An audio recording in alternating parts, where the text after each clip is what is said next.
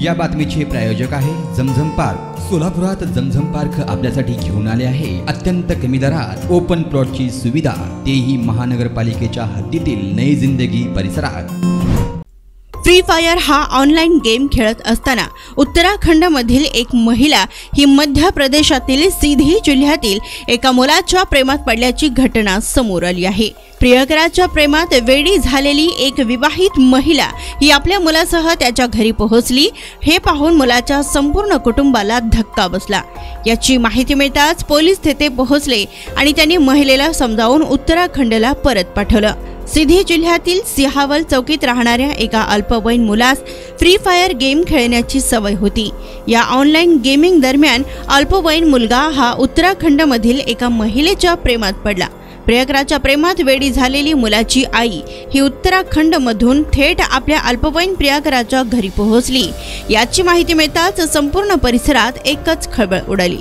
तर यावेळी उत्तराखंडमधून आलेल्या या महिलेला पाहण्यासाठी गावातील लोक जमले होते। तर अल्पवयीन मुलाचे कुटुंब त्या महिलेला कोणत्याही परिस्थितीत घरात ठेवण्यास तयार नव्हतं।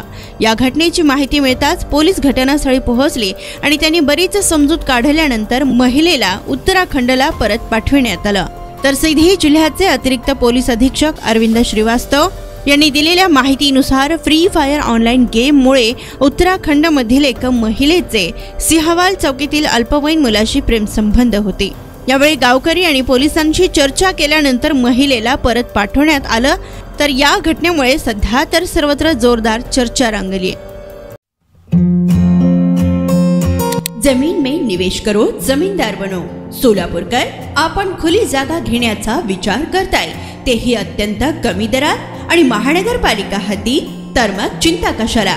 झमझम पार्क आपल्या परिवारासाठी घेऊन आले आहे नई जिंदगी परिसरात तब्बल 3 एकरचा ओपन प्लॉटचा खजिना।